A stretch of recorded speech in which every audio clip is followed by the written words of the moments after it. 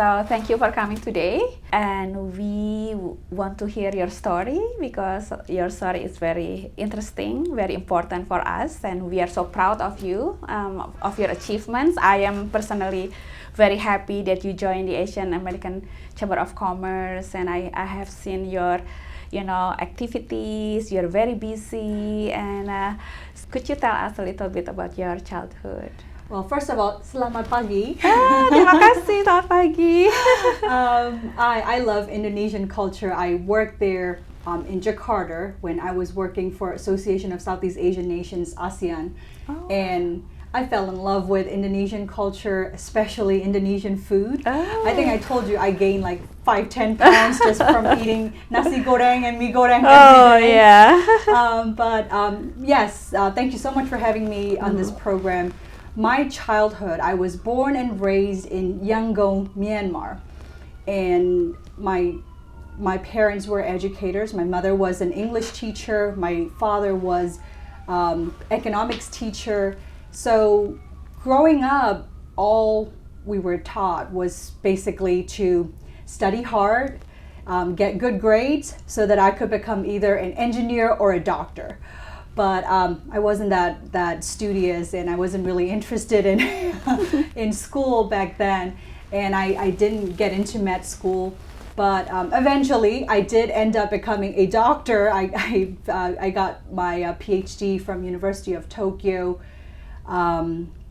So yes, that's linked from my childhood. What was it like in your town?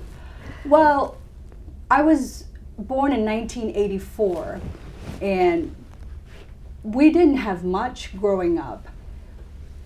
We lived in a nice neighborhood thanks to my grandmothers, but as a child of two educators, two government staff, we didn't have much. As you know, in many Southeast Asian countries, families of government officials, they barely, have any savings or anything to support the family.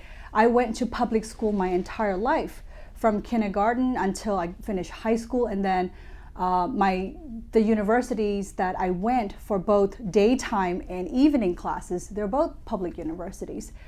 And in 1988, we had a nationwide uprising. I was only 4, but I remember hiding under the tables because there were riots everywhere.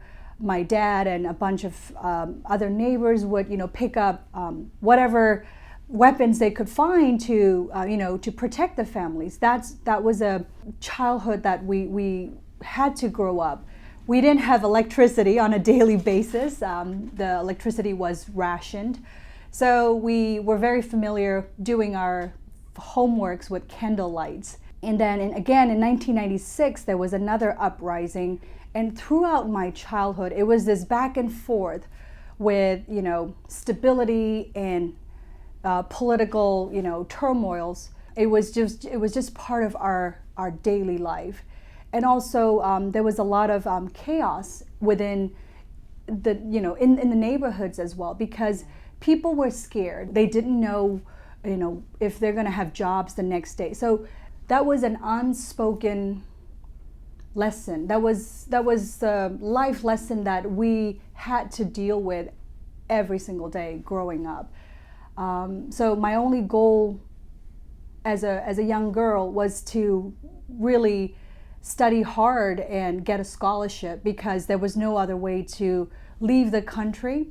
I didn't want to leave the country because I was, fed up with my country. I love the food, I love our people, but I knew that somehow to make a difference, I needed to get out of the country, gain the experiences that I needed to. I didn't know what it was exactly, but I knew that I had to pursue a further education.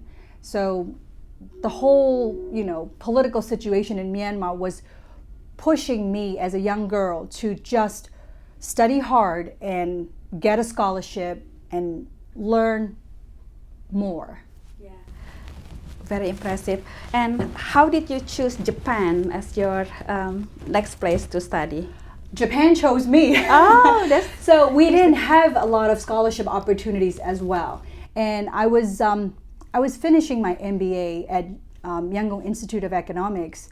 I was 22, and there was Japan Myanmar Friendship Center at our university, and the head of the program was telling all the students, hey, there is a scholarship exam. You take this test, and if you are qualified to the next level, then you might get an opportunity to study Japanese language. It wasn't to study at the Japanese university. This is a Japanese language program. It's called Asian Youth Fellowship. They pick 2 candidates from each Southeast Asian countries, 10 ASEAN countries, one from the government side, one from the private sector, and we would have to, it was like we had to compete among ourselves. So I got selected to study Japanese for 7 months. We went to Kansai Kokusai Center in Osaka, and to study Japanese for 7 months. I had to study really hard. Within 7 months, we had to memorize more than 2,000 kanji, the Japanese characters. I met my friends from Thailand, Indonesia, from all Southeast Asian countries. We were very close. It was very fun, but it was very intense. And my goal was not only to study Japanese, but to also be able to get into Japanese university. There was no special exam for foreign students. You have to take the same exam as Japanese students to get into Japanese university. And my father was like, get into either Kyoto University or Tokyo University. And I was like, well, what about other universities? Like, nope. And I didn't know much, and I really, rely on my parents' advice because they're educators their whole life, and they just wanted me to aim for the best universities that were, ranked at that time.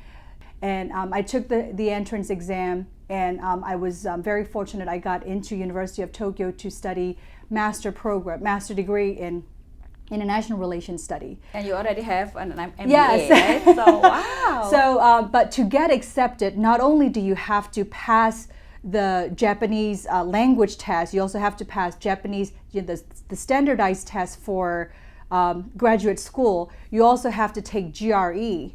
And then you also have to be fully accepted by the teaching professor.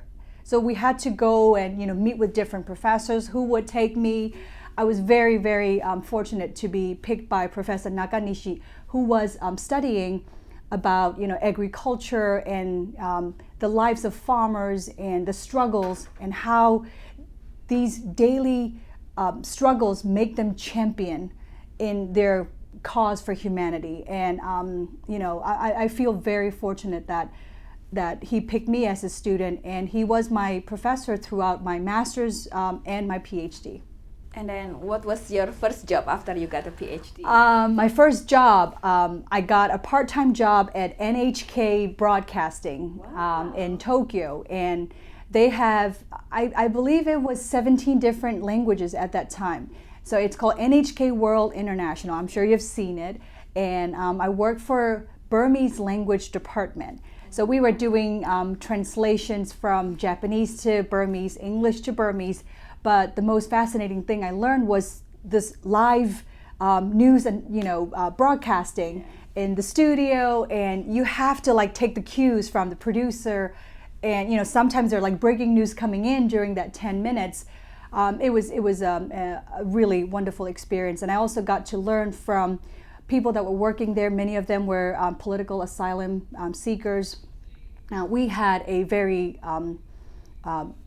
really nice friendship, and they coached me to see the world from not just from an academic perspective, but from a real life perspective. And that really gave me a boost that I needed to continue my studies, and it changed my perspective. They're the reasons why I started doing an internship with International Organization for Migration, United Nations High Commissioner for Refugees, and my interest was, for example, the country like Rwanda, practice reconciliation. It's not just in textbooks, but after the genocide in 1994, how do the Hutus and the Tutsis really work on a daily basis to be present the past is always there, right? The past is part of who you are, what made you. But for your future and your present, how do you make that experience, turn that into something that is useful and something that is practical for the current generation? So that job, my first job with NHK, really taught me a lot. So you have all the experience and the education to go back to your country and probably enter, politics in your country, or, becoming a professional in your country. Have you ever done that as well? If I had the opportunity to raise my son as a Burmese, of course I would have loved to, but in life, we are faced with so many different circumstances that we didn't prepare ourselves for, right? And one of them being my marriage and the opportunities that were given to me, and especially the opportunities that I started seeing as a mother of half Asian, half American child, is that there's so many, what I would like to call diaspora. You can identify yourself as an immigrant, an emigrant, or a refugee, an IDP, internally displaced person. There's so many labels that we can label ourselves with, but at the end of the day, as a global citizen, you are where you are based on these circumstances that you have no control of. And in my situation, my parents, my siblings, they're all in Myanmar. I would have loved to be with them. I would have loved to go back to my country and put my education and experience to use. But the circumstances put me here right now, currently in this country, as a mother of an American child. I take that as an opportunity to help other women like myself who don't have the opportunity to go back to their motherlands quite yet. Nobody knows what's going to happen in the future. I can't sit and feel sorry for myself for the opportunities that I've missed. I can only focus on what's given to me at this moment. And I want to make sure that my child is safe, and his friends and my friends and the people around us are positively impacted by my actions and my thoughts. That's where I believe that we can all be really useful if we can all collectively put our minds together to work for the greater good. Yes, and you chose the right country because this is the country of immigrants, right? And that's true.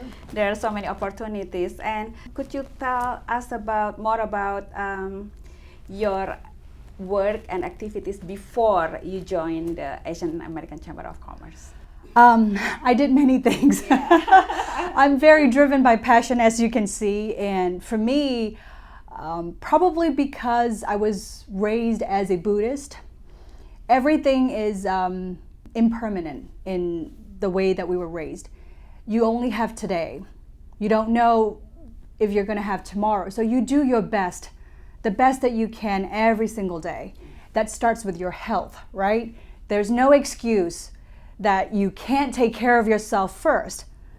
When you're in an airplane, in case of emergency, you put the oxygen mask on yourself first before you help your child or others. So my mind starts with that.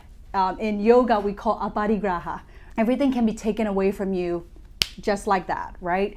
So in that sense, I joined so many volunteer groups. I've joined many international organizations as a volunteer, as an intern. I work with them as project manager. I've traveled to more than 31 countries, and all of that experience is very significant. And the most significant experience for me is working at ASEAN headquarters in Indonesia, where I got to meet with world leaders from US to ASEAN plus 3, India, China, Korea, and all the other world leaders that are trying to bring their resources together to help people that are not being able to achieve their potentials. I've worked with them, but I've also worked with people that are trying so hard, but for some reason they can't really make their mark yet. And it's frustrating, right? Because as human being, you want to believe that if you're consistently trying, if you're working hard, you are definitely going to be successful. And success depends on how you define it. But at least you want to be inspired. You want to have that motivation. But there are people, for so many reasons that we don't understand, that are being pulled back by the society, by cultures, by traditions, that we can't find a solution yet. So I got to work with boat people. I got to work with women that survived rape, young women, young girls that survived sex trafficking. I like to use the word survive instead of that we're victims, because nobody, none of us would like to be associated to the word victim. We all survive. We are surviving something. We're surviving so many atrocities that history has done to us. We have no control over it, right? So that experience is always going to make me think twice, whether it's the job with Asian Chamber or whatever journey I may be on in the future. It will always make me think that I am fortunate enough to be enjoying my day as this person who's able to communicate my thoughts, who's able to meet with you, who has so many experience, who has so many wonderful ideas that are really impacting so many people around you. I have this opportunity, but there's so many men and women that don't have that opportunity. So how can I be of service to them? That is one experience that changed, again, my path in life and what I would like to do in life. Yes, and I've seen so many changes that you have done to the Asian American Chamber of Commerce. You are really great in connecting people. And I've seen it in so many events where you invited people from different walks of life, people from different cultures, different backgrounds, and you can connect them.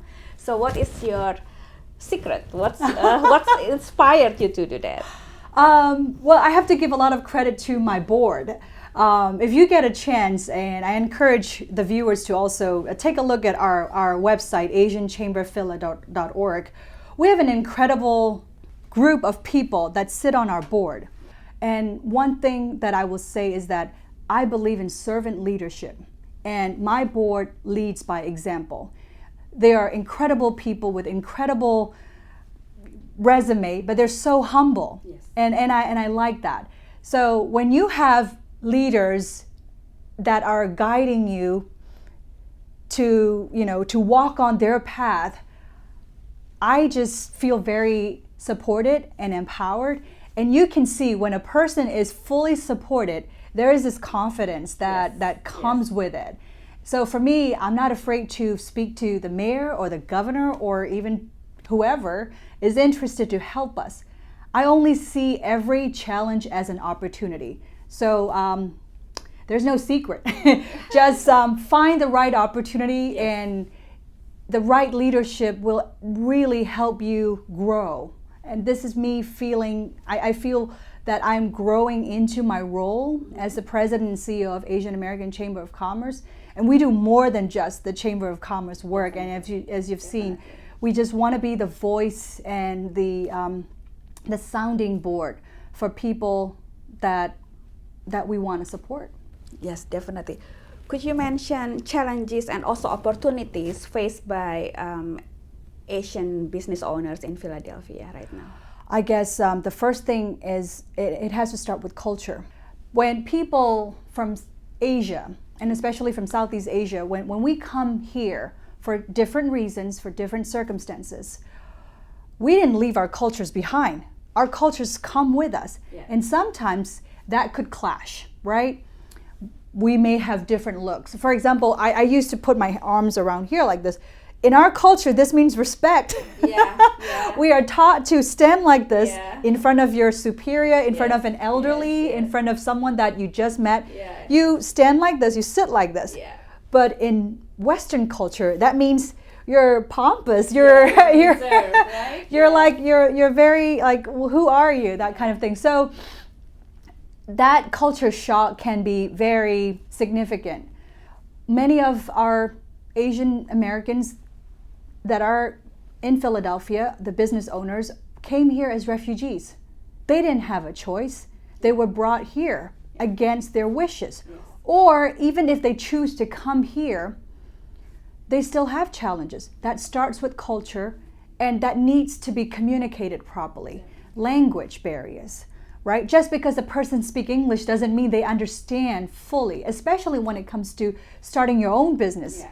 Starting an LLC to expanding your business. What is the difference between working for a federal agency or starting your own business? What's the difference between a small business owner and an entrepreneur, yes. Right? These are the challenges that our business community face on a day-to-day basis. And one of the main goals of our chamber is to make meaningful connections. And what does it even mean?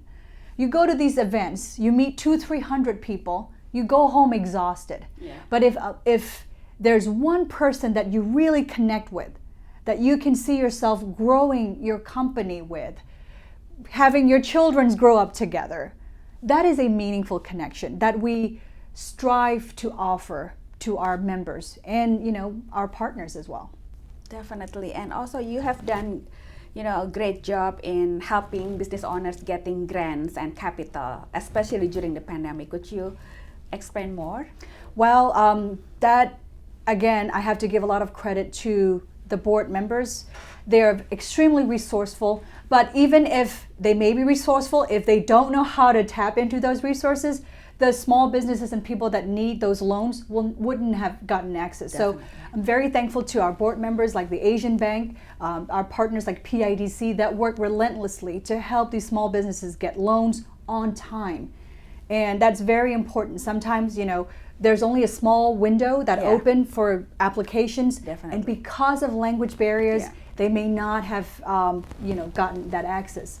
So it is really important to have boots on the ground. And for that, one of the major challenges we have is funding. Yeah. With inflation and, the global economy, the supply chain shortages, and also in labor shortage, we are also faced with the challenges of getting our message to the right audience, getting their needs properly communicated to the elected officials, to the corporations that are doing that are doing whatever they can to fulfill their corporate social responsibility.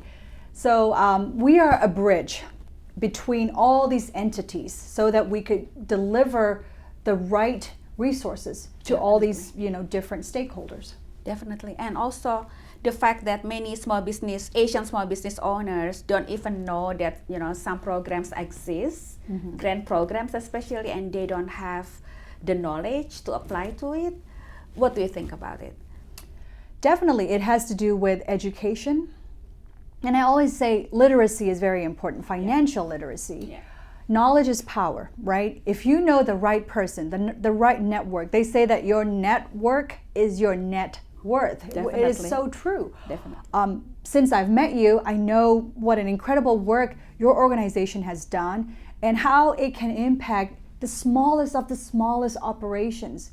We can't overlook the importance of these small businesses. They are the backbone of U.S. economy. Definitely. And we need entrepreneurs to keep on pursuing their passion. Definitely. That supports not just the creative minds to keep on, inspiring us, but that's how the global economy will grow. If one area grows, it attracts the other areas to follow the same pattern, right? So we need to create that inspiration, that motivation, and we would love to expand our education programs so that we can have you as our panelists. We can have other organizations and corporations that are heavily invested in helping small businesses to grow. We need to get them that direct access in the languages that they understand. So currently at the Chamber alone, we offer 6 different languages. We do simultaneous translations. We just sit down with them and walk them through step by step. And also the technical knowledge is very important, and also practical local knowledge. And what is your opinion about the black and brown grants that are available right now for some small businesses that don't include AAPI businesses? Sad. my truthful and honest opinion. Although I understand there is history that we cannot ignore. There are so many businesses that are historically marginalized, and there is also a misconception that Asian businesses are doing well, right? Because of our cultures. Again, we have to look at why these things are happening the way they are happening. And we have to educate the public that, hey, yes, although there are so many affluent Asian Americans, 25% of the population in Philadelphia, in our Asian American community, they live below the poverty line, which means they don't have the know-how or the generational wealth or even the safety net. Yeah. So you can't just assume that, oh, you're Asian, you're smart. It's not my case. Yeah. I have to earn everything that I have today, and I had to work really hard. I had to compete. Yeah. But in order to compete, you need to be given an opportunity, an equal opportunity to compete. So yes, it is wonderful that our black and brown, counterparts are getting really good resources and support from the federal government and corporations. We would like to get the same opportunity for our Asian businesses. I believe in diversity, equity, and inclusion. But diversity, equity, and inclusion has to include all spectrum, all races. And for Asians, we don't fall into either black or brown. We are light brown. You and I are light brown, we could but be included in brown. My colleagues from Japan, China, and some parts of closer to the Middle East, they are also Asians, right? Look at Asia. It is a huge continent. Yeah. So I studied anthropology, and my anthropology professor, Professor Yamashita, always said this. Labels are dangerous. Yes. You don't want to label something just because it's trendy. Yeah. And it's stuck in my head. Yeah. That is so true. If we want to put people in labels, we are still putting people in boxes. And we are restricting them to think inside the box and grow inside the box. And when you hit the ceiling, you can tone it down. It shouldn't be like that. That's not how humans are created. We have endless potentials. And every single day, we should be able to compete freely and fairly. And we should all be given equal opportunities. And I believe in that. Definitely. And how about the anti-Asian or Asian hate cases that have increased during the pandemic, and it affected our business owners as well? Absolutely. That is terrible. That is really something that we all should be worried about. That is really hurtful, and that hate should be condemned at all cost. And I think the best way to counter hate is to create more love. And we need to speak up, and we need to share as much as possible the beauty of our cultures. What do you think needs to be done to support our Asian business owners in Philadelphia?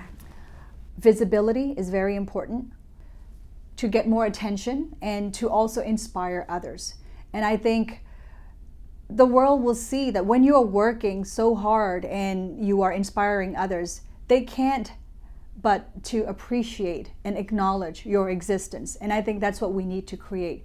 Asian Americans are not only outstanding business owners, but also outstanding community leaders.